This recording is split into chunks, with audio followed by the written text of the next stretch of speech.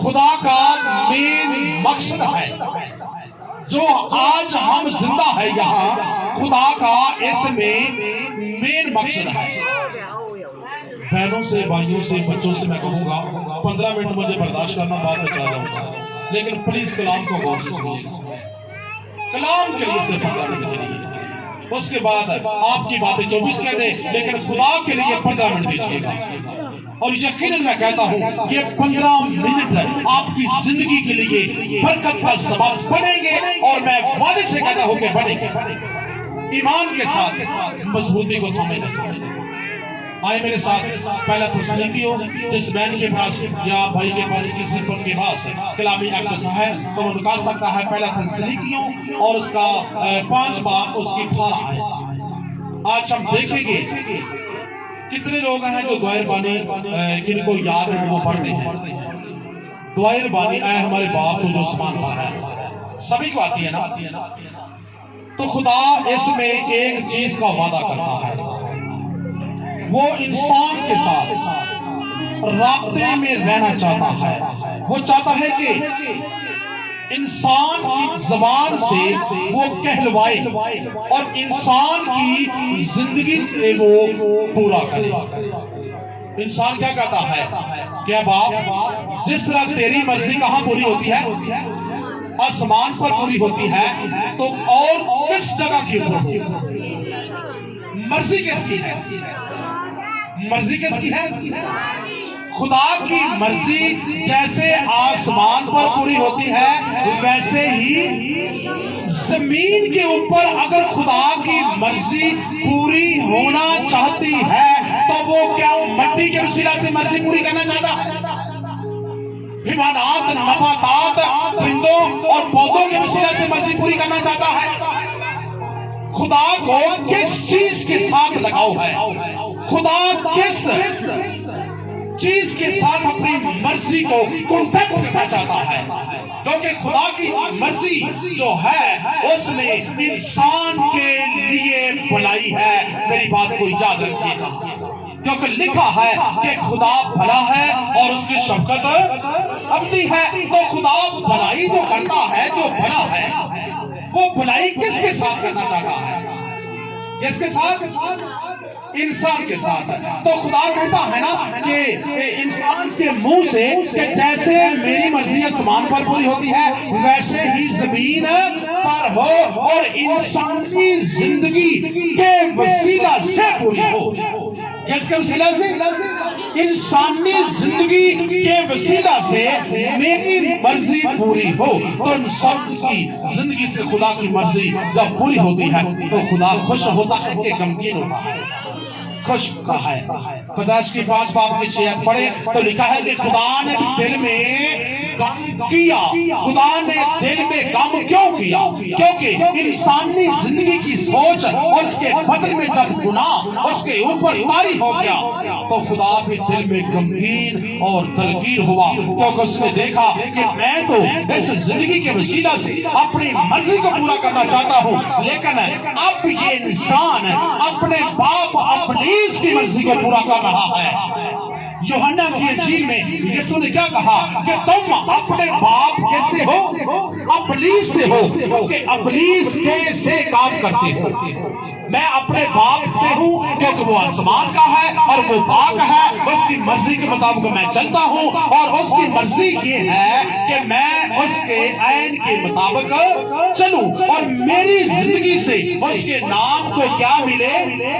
عزت اور جلال ملے۔ آئیں خدا کی مرضی جو دعائے بانی میں پوچھ کی ہے، آئیں کلام اقدس میں دیکھیں گے ہم پہلا تسلیکیوں اس کا غالباً 5 باب کی 18 آیت، جس کے بھی پاس بائبل مقدس میں ہے وہ ضرور اس حوالہ کو دیکھیے گا کہ خدا کی مرضی انسانی زندگی کے ساتھ کس وجہ سے ہے۔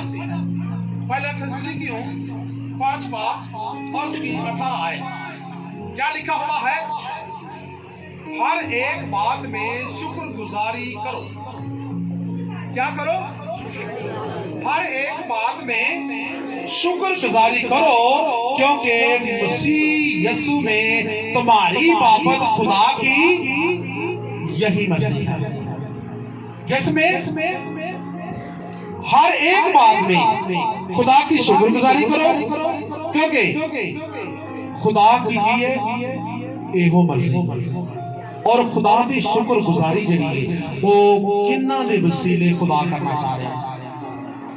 آج دنیا میں رہتے ہوئے زندگیوں کے وسیلہ سے، آج دنیا میں بستی ہوئی جانوں کے وسیلہ سے، اور آج گرانوں کے وسیلہ سے خدا چاہتا ہے کہ میری مرضی اس وقت پوری ہوگی جب تم شکر گزاری کرو گی، اور شکر گزاری کرنے سے ہم خدا کی مرضی پوری کرتے ہیں۔ شکر گزاری کرنے سے کیا کرتے ہیں؟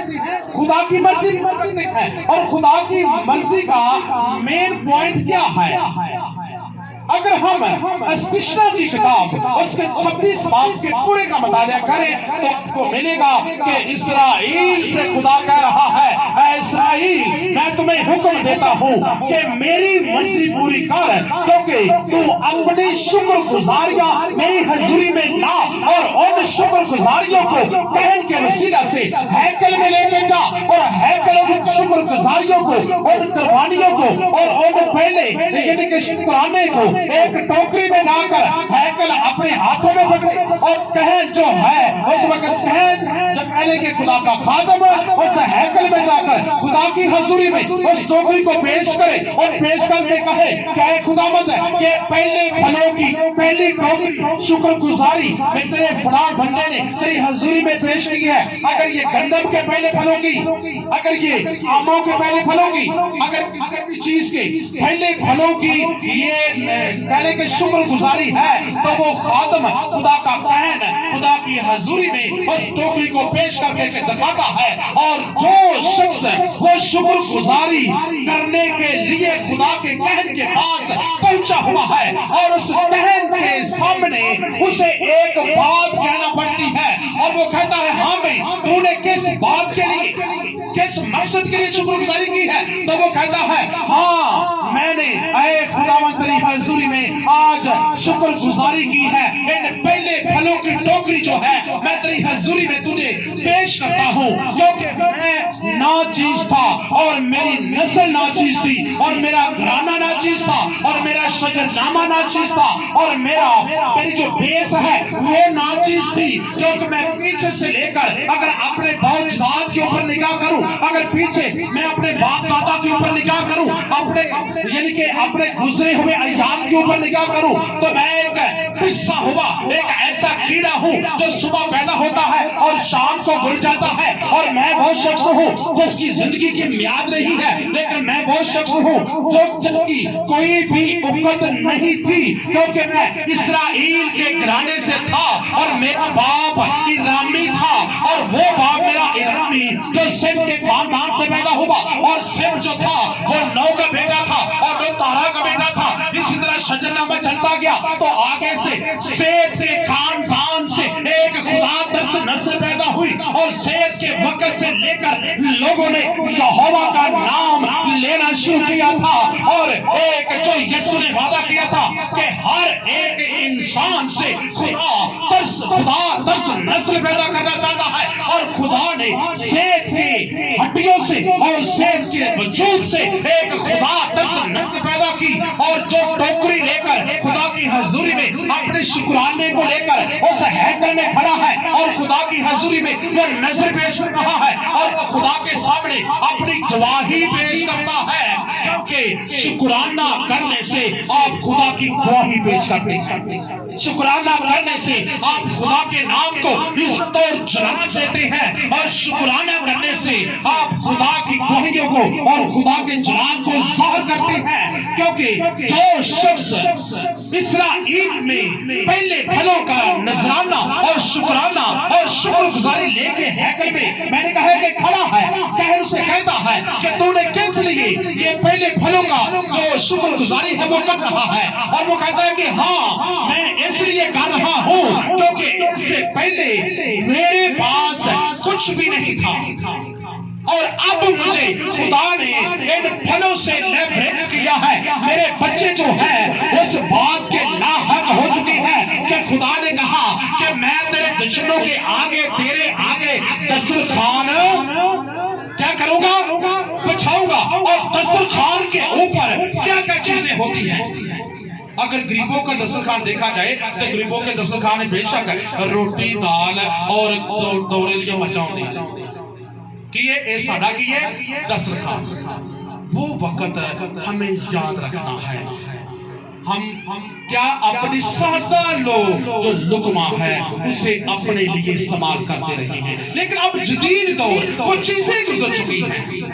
ہمارے پاس گھر نہیں تھا تو ہم اس وقت کو یاد رکھیں, کیونکہ شکر گزاری کرنے کا جو مین پوائنٹ ہے وہ یہ بھی ہے کہ اپنے ماضی کو یاد رکھنا. کیونکہ میرے پاس گھر نہیں تھا, اے خداوند اب میرے پاس گھر ہے, میرے پاس بچے نہیں تھے لیکن اب میرے پاس بچے, میرے پاس جائیداد نہیں تھی اب میرے پاس جائیداد ہے, اور میرے پاس تندرستی نہیں تھی اب مجھے خدا نے تندرستی میں لیبریز کر دیا ہے, اور میرے پاس آنکھیں نہیں تھی اب مجھے خدا نے آنکھیں دے دی ہیں, اور میرے پاس یعنی کہ میں پیرالائز تھا اور میں چلنے کے قابل نہیں تھا اب خدا نے مجھے چلنے کے قابل بنا دیا ہے. آپ ان باتوں کو, آپ کی کمزوریاں جو ہیں جو ماضی میں اجاگر ہوتی تھی, ماضی میں آپ کی کمزوری جو ہے دوسروں کے لیے مسدے بحث کرتی تھی اور لوگ آپ کو تنگو دو کرتے تھے اور لوگ آپ کو تانا زنی میں شمار کرتے تھے, ان باتوں کو ہم آپ کیوں بھول گئے ہیں.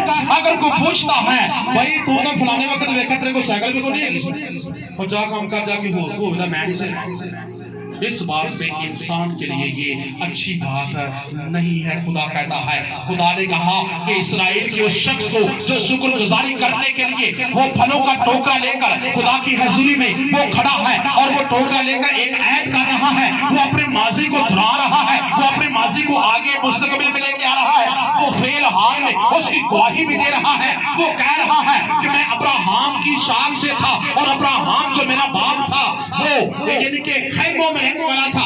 احبار کی کتاب میں پڑھے تو خدا نے کہا کہ اے اسرائیل, اے میری شاذوری کے قوت ذاتی, میں تجھ سے وعدہ کرتا ہوں کہ میں تمہیں ملک مصر سے آزادی کا سبب بناتا ہوں اور میں تمہیں خیموں کی زندگی سے آزاد کرتا ہوں. اور لیکن اس وقت کو یاد رکھنا, جب تم محلوں میں بس جائے گا اور جہاں دودھ اور شہد کی نہریں بہتی ہیں میں وہاں تمہیں بساؤں گا, لیکن اپنے ماضی کو مت بھول جانا کہ 40 رات 40 دن کا سفر تو نے کتنے سالوں میں کیا, 40 سالوں میں کیا, لیکن تیرے پاؤں کی جوتی کا ایک تسمہ بھی نہ ٹوٹا اور تیرے کپڑوں کا جو سلسلہ تھا وہ بھی خراب نہ ہوا. ایک جوڑے میں ایک جوتی میں تو نے اس وقت جنگلوں کو پار کیا, لیکن اب تو شہزادہ بن کر محلوں میں رہ کر ان وقتوں کو یاد نہیں کر رہا اور ان باتوں کو تمہیں بالکل خیال نہیں ہے. اس بات کے لیے اسرائیل کو خدا آگاہ کرتا ہے اور کہتا ہے کہ سوچ, اپنے ماضی کو دہرا اور لوگوں کے سامنے گواہی دے کہ میں ایسا تھا, میرا باپ خیموں میں رہتا تھا اور میرا باپ تنبوؤں میں رہتا تھا اور میرا باپ جنگلوں میں زندگی بسر کرتا تھا اور میرا باپ بھیڑ بکریاں چراتا تھا اور میرا باپ مویشیوں کا مالک تھا, لیکن وہ شہزادوں کی طرح نہیں بلکہ مسافروں کی طرح وہ زندگی بسر کر رہا تھا. لیکن آج میں یروشلم میں اگر آباد ہوا ہوں تو خدا باپ تیرا اس میں ہاتھ ہے, کیونکہ تو نے مجھے جنگلوں سے آزاد کر کے آج شہید محلوں کی رونق بخشی ہے. اس میں میں تیرا شکریہ ادا کرتا ہوں. جنگلوں میں مجھے پھل نہیں ملتا تھا, جنگلوں میں مجھے روٹی جی بھر کے پیٹ نہیں ملتی تھی اور جنگلوں میں مجھے دودھ نصیب نہیں ہوتا تھا, جنگلوں میں مجھے شہد نہیں ملتا تھا اور جنگلوں میں میرے بچے آوارہ گردستاروں کی مانند تھے. لیکن اب جو کہ میرے بچے یعنی کہ بیڈ کو استعمال کرتے ہیں, اس وقت وہ فرش کے اوپر سوتے تھے. اس وقت میرے جو بچے تھے ان کے لیے تن کے لیے کپڑے درکار نہیں تھے, لیکن اب میں اپنے بچوں کے لیے ایک کے لیے 5 سوٹ جو ہے وہ سیپریٹ رکھتا ہوں اور 2 4 جوتے بھی ہر ایک بچے کے لیے بیٹے کے لیے سیپریٹ رکھتا ہوں, کیونکہ خدا باپ اس میں تیری مرضی اور تیری خاص رحمت کا ہاتھ بات ہمارے اوپر ہے، کیونکہ اس وقت کے مطابق اگر میں دیکھوں تو میری کو عزت، میری کو عقت نہیں ہے، لیکن تو نے مجھے آزاد دکھوں سے کر کے آج مجھے شاہی محلوں کی رونق بخشی ہے، اور ان باتوں کے لیے میں تیرا کیا کرتا ہوں؟ شکریہ کرتا ہوں، شکر گزاری کرتا ہوں۔ میں ہیکل میں کھڑا ہوا تیری حضوری میں اس بات کی گواہی دیتا ہوں، کیونکہ زبور نویس کتنے اچھے لہجے میں اور اچھا جو ہے وہ کہتا ہے 50 زبور کو اگر ہم ریڈ کریں تو لکھا ہے کہ خدا کہتا ہے کہ نہ میں تیرے باڑے سے بکرے لوں گا، نہ میں تیرے باڑے سے بیل لوں گا، اور نہ میں تیرے باڑے سے کوئی اور چیز لوں گا، کیونکہ جنگل کا ایک ایک جانور تو میرا ہے۔ تو کن چیزوں کو پکڑ کر میری حضوری میں قربانی کرے گا، اور کن چیزوں کا ہدیہ نذرانہ میری حضوری میں لے کے آئے گا، کیونکہ یہ سب کو میں نے تمہیں دیا ہوا ہے، تو اپنی طرف سے مجھے کیا دیتا ہے؟ تو انسان اس وقت اس بات کے لیے خاموش ہو جائے گا، کیونکہ ہمارے پاس اپنا کوئی بھی سیپریٹ نہ تو عصا ہے، نہ تو کپڑے ہیں، نہ تو گھر ہے، نہ کوئی شان و شوکت ہے، اور نہ کو اپنے پاس کسی قسم کا کوئی بنگلہ گاڑی ہے جو کہ خدا نے ہمیں نہ دیا ہو۔ ہے کوئی ایسی چیز جو کہ میں نے خدا سے ہٹ کر یہ حاصل کی ہے؟ وہ اپنا ہاتھ کھڑا کر سکتے اس بات کے لیے؟ کوئی چیز بھی ایسی نہیں ہے جو کہ خدا نے ہمیں پروائیڈ نہ کی۔ ہاللیلویا! ہر چیز خدا جب کہ ہمیں پروائیڈ کرتا ہے تو خدا کہتا ہے کہ ان باتوں کی گواہی کہاں ہے؟ لوگوں کے سامنے شیئر کیا نہیں کرتا؟ پولس رسول عبرانیوں میں ان باتوں کی وضاحت کرتے ہوئے کہتا ہے، وہ کیا کہتا ہے کہ یسوع نے تمہاری خاطر اپنی جان قربان کر دی، یسوع نے تمہاری خاطر اپنے لہو کو بہا دیا، یسوع نے تمہاری خاطر تمہاری لعنتوں کو اپنے اوپر لے لیا، اور یسوع نے تمہاری قربانی اپنے بدن کو اپنی وسیلہ سے دے دی۔ لیکن اب قربانی نہیں رہی، بلکہ ایک ہی قربانی ہے، اور جو اس قربانی کو قبول کرے گا وہ نجات پائے گا۔ اس قربانی کے آگے کے زمانے میں جو کہ یسوع نے قربانی دے دی ہے، یسوع نے قربانی دی ہے، کتنے سال ہو چکے ہیں؟ یسوع کی قربانی دی ہوئی میں کتنا عرصہ گزر چکا ہے؟ کتنا سا ہو چکا ہے؟ کسی کو یاد ہے؟ یسوع کی قربانی دی ہوئی کو، یسوع دنیا میں آیا، پیدا ہوا، مر گیا، زندہ ہوا، آسمان پر چلا گیا، اور اس کو گئے کو آسمان پر کتنا عرصہ ہو چکا ہے؟ کسی کے ذہن میں ہے؟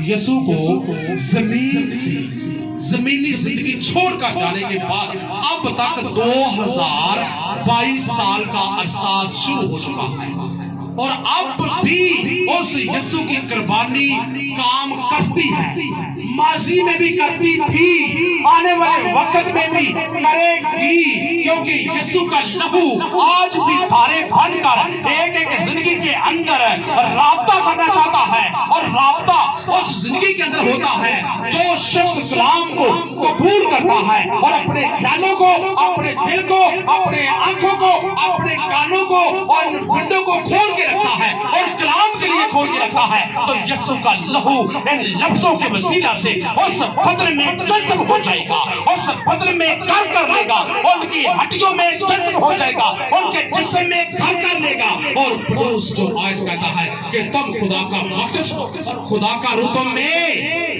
بسا ہوا ہے، اس وقت یہ مرحلہ پورا ہوگا جب ہم یسوع کے لہو کو لفظوں کے طور پر قبول کرتے ہیں، کیونکہ لکھا ہے کہ کلام خدا تھا اور کلام ہی خدا تھا اور کلام مجسم ہوا اور کلام ہی نے دنیا میں آ کر یسوع روح دارا جو مقدسہ مریم کے پیٹ میں پڑا اور جب پیدا ہوا وہ کلام تھا جو جبرائیل فرشتے کے منہ سے نکلا، اور اس کلام کو جیسے ہی مریم نے قبول کیا اور وہی کلام اس کے پیٹ میں مبارک پھل بن گیا اور وہی کلام مجسم ہوا، اور اس کلام ہی کو ہم یسوع کہتے ہیں اور یسوع ہی کلام ہے۔ اور یسوع اگر آسمان پر جا چکا ہے تو پھر بھی آج کلام کی صورت میں ایک ایک بدن کے ساتھ وہ رابطہ کرنا چاہتا ہے، لیکن انسانی زندگی جو ہے وہ دنیا کے خیالوں میں اور گھر کے خیالوں میں اور اپنے گرانوں کے خیالوں میں،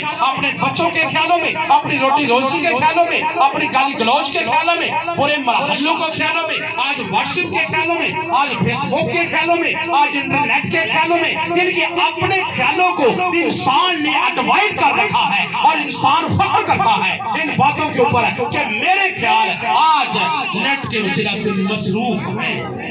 عزیزو پلیز 5 منٹ کے لیے، اس کے بعد میں کرنے والا ہوں۔ انسانی خیالوں کے وسیلہ سے خدا رابطہ کرنا چاہتا ہے، تو خدا چاہتا ہے آپ کلام کو سنیں غور، تو یسوع کی قربانی آپ کے لیے درکار ہوگی، کیونکہ 2000 سال ہو چکے ہیں، 22 سال عمر ہو چکی ہے، لیکن اب بھی یسوع کا لہو آپ کی زندگی میں کام کرنے کی جرات رکھتا ہے اور آگے مستقبل میں بھی کام کرے گا۔ لیکن یسوع کی قربانی کے آگے والا جو سٹیپ ہے، وہ سٹیپ کیا ہے؟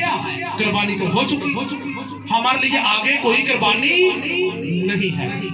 قربانی کتنی قربانیاں ہمارے لیے ہیں؟ ایک قربانی ہے، اور وہ قربانی کس کی ہے؟ یسوع کی قربانی ہے۔ تو آگے والے لفظ جو ہیں وہ شکر گزاری کے حوالہ سے پولس کہتا ہے اگر یسوع نے آپ کے لیے قربانی دے دی ہے تو کیا آپ کا حق نہیں بنتا کہ اس کے لیے کچھ کرو؟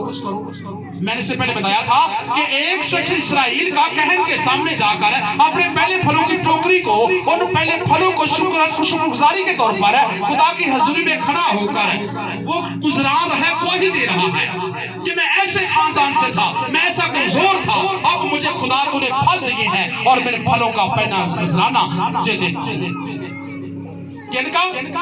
پھلوں کا پہلا نذرانہ یہاں پہ پولس کہتا ہے کہ یسوع نے قربانی دے دی ہے، تو یسوع آپ کی زندگی سے کچھ اور چاہتا ہے۔ وہ چاہتا ہے کہ میں نے قربانی دے دی ہے، لیکن آنے والے وقت کے لیے میں تمہیں تم سے کچھ کوئی قربانی نہیں لینا چاہتا، لیکن میں تم سے شکرانے کی قربانی لینا چاہتا ہوں، میں تمہارے ہاتھوں کے پھلوں کی قربانی لینا چاہتا ہوں۔ کتنے لوگ ہیں جو اپنے ہاتھوں کے پھلوں کی قربانی دیتے ہیں، کتنے لوگ ہیں جو اپنے شکرانے کی قربانی دیتے ہیں۔ یہاں آ کر انسانی زندگی رک جاتی ہے اور یہاں آ کر انسانی زندگی پاسوں کے اوپر بوجھ ڈال دیتی ہے، یہاں آ کر انسانی زندگی خادموں کے اوپر انگلیاں کرتی ہے کہ گیت تسی گو تہاڈا کام ہے، کلام تسی کرو تہاڈا کام ہے، ہارمونی اچت تسی بولو تہاڈا کام ہے، ساڈا کام ہے سننا۔ لیکن خدا کہتا ہے کہ میں تیرے ہونٹوں کے پھلوں کی قربانی لینا چاہتا ہوں۔ بے شک یسوع نے قربانی دے دی ہے، لیکن ہم سے بھی قربانی چاہتا ہے۔ کن کی قربانی چاہتا ہے؟ ہونٹوں کے پھلوں کی قربانی۔ لیکن ہونٹوں کے پھلوں کی قربانی اب کسی میں ضرورت نہیں ہے، اگر گیت بولا جائے تو ہاللویا کا نعرہ لگا دے۔ اب کلام کا وقت ہے، کلام کے لیے کو منہ کھولے، ہونٹوں کا پھل، ہونٹوں کی قربانی نہیں ہو رہی، تو بعد میں ہم کیا کہتے ہیں؟ خدا کے اوپر اٹیک، خادموں کے اوپر اٹیک ہے، ساڈے گھر چ لڑ جا بی بی، ساڈے گھر چ لڑائی جھگڑ جانا، لاکھ روپیہ آنا ساڈے گھر چ، یقین کرو کہ پتہ نہیں غائب ہی کدھر ہو جاتا ہے۔ شکر خدا دا 5 مجھا ساڈے کو 2 گاواں نے، پر سمجھ دھون دے میرے پترا جی ادھروں آنے کی وجہ ہے؟ خدا کہتا ہے کہ میں اگر تیرے گھر میں تیری کشتی میں نہیں بیٹھوں گا تو تیرے گھر میں موزہ بھی نہیں ہوگا۔ میں جس کشتی میں بیٹھ جاتا ہوں وہ کشتی کنارے رکھتی ہے، اس کشتی میں موزے ہوتے ہیں۔ آج کتنی زندگیاں ہیں، یہ سب کشتیاں جو بیٹھی ہوئی ہیں، اپنے آپ میں پرکھیں کہ ہماری کشتی میں، ہماری زندگی کی کشتی میں اگر یسوع ہے تو ہم شاگردوں کی طرح اونچی آوازوں سے پکاریں گے، اپنے ہاتھوں کا پھل پیش کریں گے، اپنے منہ کو کھولیں گے اور برکتیں بھی حاصل کریں گے۔ لیکن آج کا انسان اسی لیے تو الجھنوں میں پڑا ہوا ہے کہ اس کے گھر کے اندر برکت نہیں آ رہی، اپنے منہ کو نہیں کھولتا، اپنے ہاتھوں کو نہیں کھولتا۔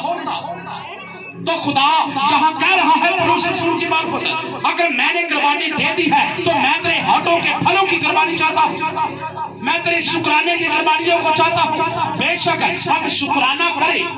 پولس جو پیچھے خدا کے بندہ کے وسیلہ سے جو آیت ظاہر ہوئی ہے کہ میں تیرے باڑے سے بکرے بیل نہیں لینے والا، یہ تو سب میرے ہیں۔ ہاں تو دیتا ہے تو تیرے، یہ دل کی بہت بڑی کیا ہے، یہ फरावानी है कि तू खुदा के लिए सब कुछ देता है, लेकिन ये सब कुछ करने के बावजूद भी अगर तू अपने होठों को नहीं खोलता, अपने दिल में खुदा की बरकत को नहीं लेता, तो खुदा कहता है कि अपने होठों को खोल, अपने मुंह को खोल, तो मैं बरकतों से भर दूंगा। आप यिर्मयाह नबी की किताब उसका पहला बाब की 10 आयत का मुताला करके देखें कि 12 साल का लड़का यिर्मयाह जो कि अभी बोल नहीं सकता, 12 साल का बच्चा जो पुरपर पे खड़ा नहीं हो सकता, 12 साल का बच्चा मजमे में शेयरिंग नहीं कर सकता, 12 साल का बच्चा किसी के आगे जुर्त नहीं कर सकता बात करने की, लेकिन खुदा ने यिर्मयाह के मुंह को छुआ तो लिखा है कि यिर्मयाह के मुंह को खुदा ने जब छुआ तो उसी वक्त उसके मुंह में खुदा का जिंदा कलाम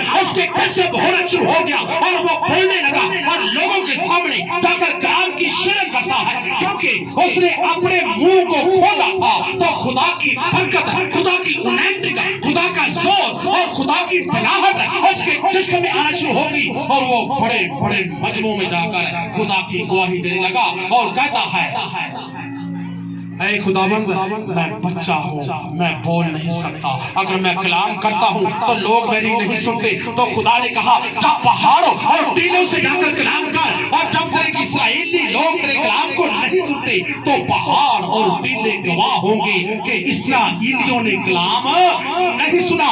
मैंने तेरे मुंह को छू दिया है क्योंकि तूने अपने मुंह को खोला है, इसीलिए तूने अपने होठों का फल पेश किया है। और होठों का फल जो भी बेटी है या बेटा है या जवान है या बूढ़ा है, जब वो अपने होठों का फल पेश करता है खुदा की हजूरी में, अपने दिल को खोलता है, अपने मुंह को खोलता है, तो वो कभी खामोशी से बैठ नहीं सकता। वो ज़बूर गाएगा, वो गीत गाएगा, हालेलुया बोलेगा। उसके अंदर कलाम की पावर है और जो उसके अंदर है, याकूब के खत में लिखा है कि वो ही बाहर आता है। अगर आपके अंदर गंदगी है तो गंदगी बह आएगी।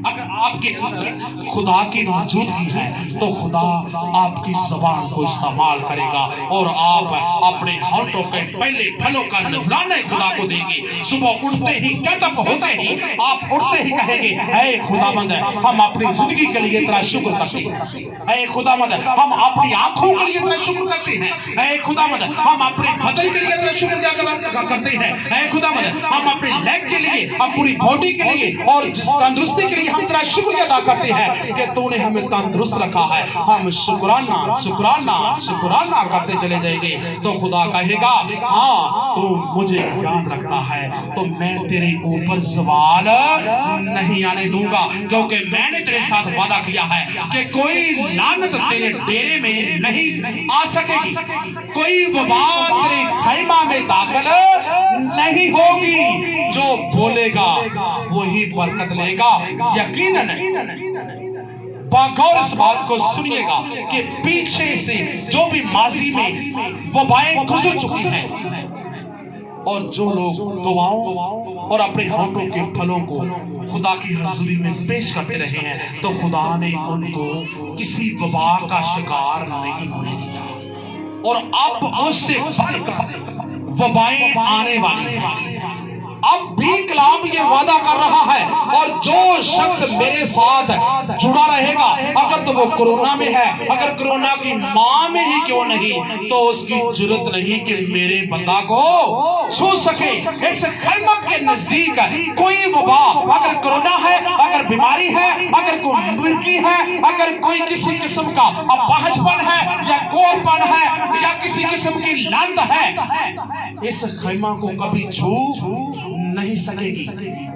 इससे पहले कि हम अपने दिल को खुदा को दें और इसका कमाल देखें कि खुदा कहता है कि मैं इस कश्ती में बैठना चाहता हूं। ये कहा कौन सी कश्ती? दिल की। इस दिल की कश्ती में खुदा बैठना चाहता है, और दिल की कश्ती में अगर यीशु बैठा है तो उसकी पहचान उस शख्स की जुबान से होगी। वो बोलेगा, अपने होठों का फल पेश करेगा और खुदा उसको मकबूल ठहरेगा और कहेगा, मेरे बेटे तूने अपने होठों का फल पेश किया है, अपने नजरानों को पेश किया है, अब मैं तेरे शुक्रानों को भी कबूल करूंगा और अब मैं तेरे होठों के फलों को भी कबूल करूंगा।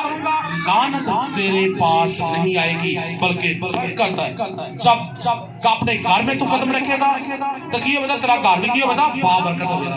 अगर तू अपने खेतों से पैर रखेगा तो खेत भी तेरे की होंगे بابرکت ہوگا. اپنے مویشیاں نو ہاتھ لاویں گا تے مویشی تیرے کی ہوندے او بھی بابرکت ہوندے. انہوں نے بھی مری تے انہوں نے منہ کھول کدی نہیں آ سکے گا کیونکہ میں تیرے بدن نو برکت والا بنایا ہے.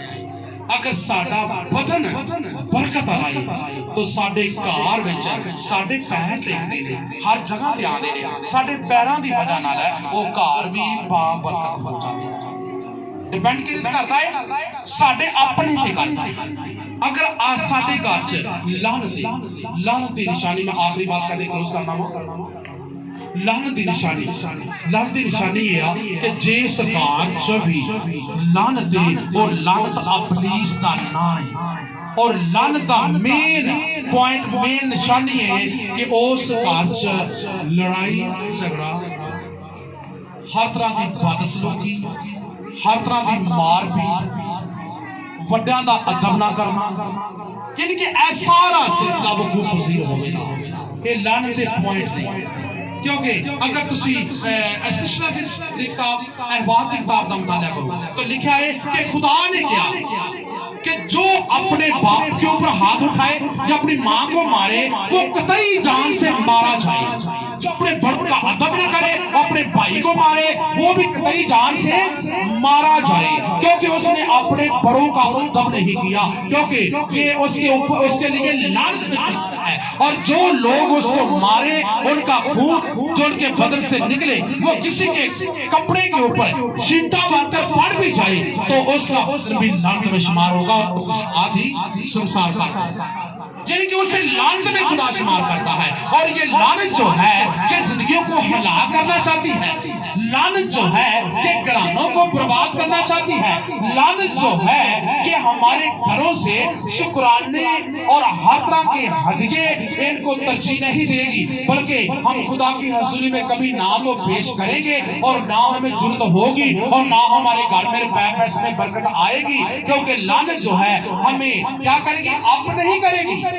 لعنت ہمیں پست کرے گی, ہمیں نیچا پر دکھائے گی, اور ہم دن بہ دن بیماری کی وجہ سے ہمارے گھر کا جو سرکٹ ہے وہ نظام ہے وہ خراب ہو جائے گا. کیونکہ لکھا ہے کہ میں تیرے جیب کے سوراخ کو بند کروں گا, اگر تو میرے ساتھ لپٹا رہے گا تو شکرانے کرے گا تو میں تیرے لیے دروازے آسمان کے کھول دوں گا. اگر ہم ایسا نہیں کرتے تو خدا ہمارے ایک فرد کو بیمار کرتا ہے, اور اس بیماری کی وجہ سے اگر بہن ہے یا بیٹی ہے یا بھائی ہے اس کی بیماری کوری نہیں ہوتی.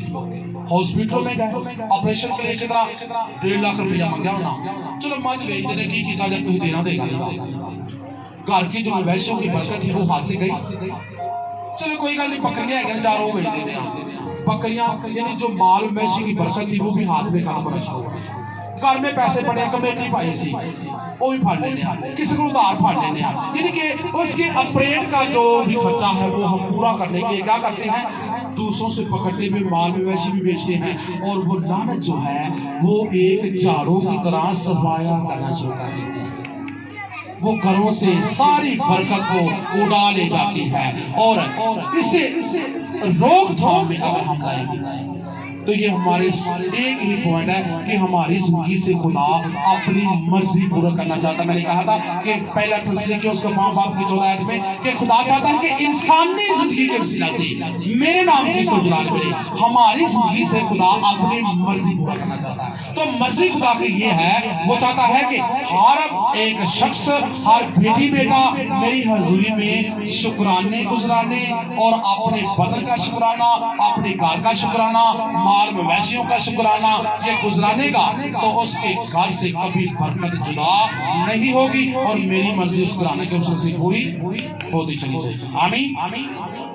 خدا کے کلام کے اس سے خدا کو برکت دے. آئیں اپنی آنکھوں کو بند کریں اور آج عہد کریں, اگر ہم نے خدا کی کلام کی عہد شکنی کی ہے, اگر ہم نے دل کو گلیس کیا ہے, اپنی سوچوں کو گلیس کیا ہے, اپنے ماضی کو گلیس کیا تھا, اب فی الحال میں بھی کر رہے ہیں, ابلیس نے ہمارے برین کو